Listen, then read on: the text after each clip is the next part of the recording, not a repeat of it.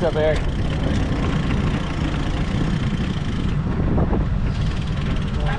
If you want to hear what the Sauvie Shootout is all about, we're going to hear Travis Richardson kind of giving us pre-ride instructions, and they're good. More predictable for cars. We'll ride 2 abreast. We're doing a neutral pace out to the island. When we get close to the island, there are 2 really long strips of like road that are separated about this much, definitely enough for you to get your wheels stuck in there. Please call it out for each other. It gets really hairy in the back of the group when that stuff isn't called out. Does that make sense? Yes. We've got the lane. We can take the whole lane. Separate there. Talk to someone you don't know. Find out if they're racing cross and ask them why. Because it's awesome. We do 2 laps counterclockwise on the island. There's 2 sprint spots. One's about 6 miles in before a right-hand turn at a stop ahead sign. The second one is at the pavement break right before the bridge. The pavement changes right before the bridge, and that's the second line. When we get to that intersection after we complete a full lap, let's make sure that we're not jumping in front of cars. We've got a long group here, and we want to make sure we don't put anybody in a compromising situation. Most people are just watching the wheel ahead of them, right? Last thing, do not cross the yellow line for any reason, especially because cars behind us don't realize how long our train is. They're going to come flying up. We had it happen a couple weeks ago. Somebody came flying up 50 miles an hour and then almost went head on into somebody. So please do not cross the yellow line for any reason.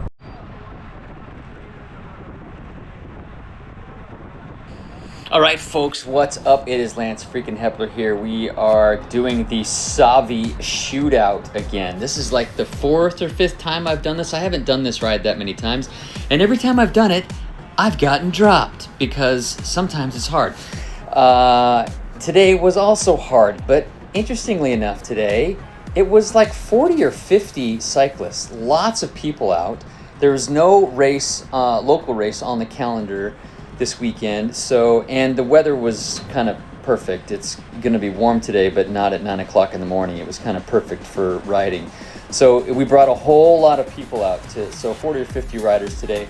And sometimes when it's 40 or 50 riders, it tends to be a little bit easier to stay attached. Here we are, we've just crossed the bridge onto Sauvie Island, and we are going to do 2 laps of the island, 13 miles a lap, so about 26 miles at quote-unquote race pace. Is it 26 miles? See, I don't even know, I'm not for sure. Anyway, lots of people out. I recognize a lot of people. Kind of seemed like it was skewed towards more Masters riders today. Not a whole lot of the like P1-2 guys that come to this race normally showed up today. Don't know why. Maybe that made it easier. There weren't as many attacks. There were several attacks, but none of them stuck today. So that just didn't happen. This seems like we're kind of cruising along. We're actually doing like 28 or 29 miles an hour, but in the whole group that's moving pretty quickly, you can move pretty quickly at 27, 28, 29, 30 miles an hour without a whole lot of effort. It was some effort today to stay attached, but I was able to do it. Yeehaw! So that was kind of good for me. Maybe it's because it wasn't slow. It just was not as surgy today as I've seen it in years or weeks past. This ride happens every single week in Portland. Rain or shine, it goes through the wintertime as well. When it's raining, it's just normally not 40 or 50 people like there were today. There's a couple sprint points on the island. The first sprint point tends to kind of shake things up a little bit, and there tends to be a break after that first sprint point. But today there was like a group of 5 that kind of went, but it only, and I was able to jump on it. It just didn't get up the road very far. I actually had 4 of my teammates here with me today. We don't usually have a big dialed cycling presence on the shootout because, I don't know why. Anyway, Ian Gibson right there ahead of me. I've done a lot of rides with him. Teammate Tom Counts came along. New teammate Cliff Baranowski in the yellow up on the left. and Carl Henry also, but he was in a white kit today. So we had like 5 Dow guys, which was kind of cool. And that was the point of getting out here, doing some race practice with your buddies. And in some spots, it starts to ramp up. You learn how to hold a wheel properly, hold your line properly, try to be safe, but still move pretty quickly.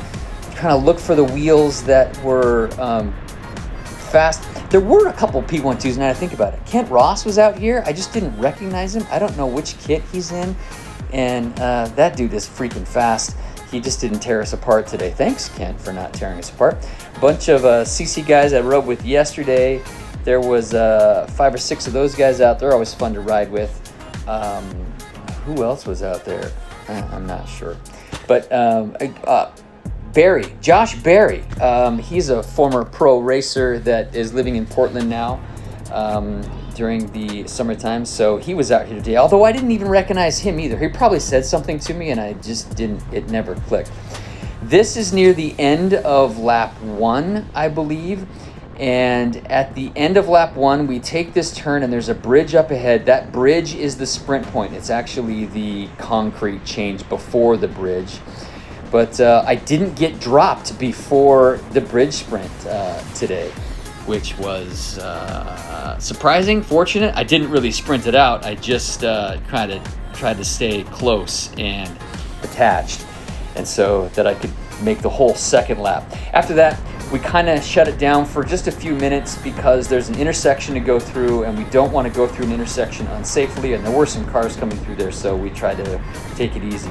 It is string out. You can see how cars pass us on the left, and when there's a group of 40 or 50 riders, we string out pretty far on the road because we're not usually more than 2 bikes wide. It might be 3 bikes wide in some spots. For whatever reason, I ended up on the front for a couple pulls. Not really sure I should be doing that because that's what's going to get me dropped. But today, with it not being too surgy, I was able to hang on, which was super fortunate. And just trying to do my part and kind of hang out. That's Travis Richardson right ahead of me, the thick crit daddies. He was giving us the instructions at the beginning of the video. And it's nice to just get the reminder of the instructions to be safe and to be cautious and whatnot. I did try to do what I was supposed to be doing on this ride, so that's good. This is, here we are coming up onto the 3rd sprint of the day. It's halfway through the first lap, and we're kind of giving it some gas. We're probably only doing 31, 32, 33 miles an hour. It doesn't seem like that we're going that fast. Pavement's not real great right here, but we were going that fast, and the stop ahead sign is the sprint point, and those guys are up ahead, so it's like, okay, save some bullets for the rest of this ride, and so that's what we were doing. From here, there's 5 or 6 miles to go before we hit the bridge sprint, and I was just trying to look for a decent wheel to follow and try to stay in it, and that was kind of my plan. Had my teammates with me.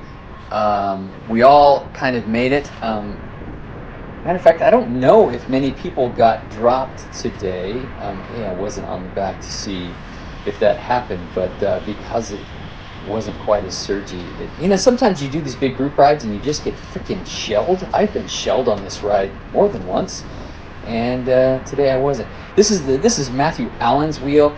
He is one of the fastest, 40-plus racers in the state. And when he had his teammate Bob Duffy ahead of him, so Bob Duffy's kind of trying to lead Matthew Allen out for the final sprint, and I thought, oh, this is the wheel to be on, so I'm going to just stay on Matthew Allen's wheel. And I did for about 3 miles, and then after a while, I wasn't on his wheel anymore. But I was trying to stay on Matthew Allen's wheel while we rolled in the last mile or 2 before the final sprint, and I actually wasn't very successful because I really wasn't willing to put myself into a bad situation. This was it. He went to the middle. Duffy had already pulled off, and I was going to have to take space that I'd have to barge my way into space to stay on his wheel, and I just Dude, I'm not doing that on a training ride. Although that's how you practice racing, just don't want to do it. And of course, I missed the final sprint because my brain wasn't quite functioning appropriately at the very end, and I didn't hit the button at the right. But regardless, we all stayed together. I'm good, Carl. We go Henry, back how are to you? Ovation Coffee. Some guys get coffee. I hang out. The ride ended up being like 45 miles, and I think I averaged just over 22 and a half miles an hour. The 2 laps of the island, we averaged 27.7 miles an hour. And yeah, that was pretty fast today. So good stuff. Hey, come out to the Sauvie Shootout. It's a good time.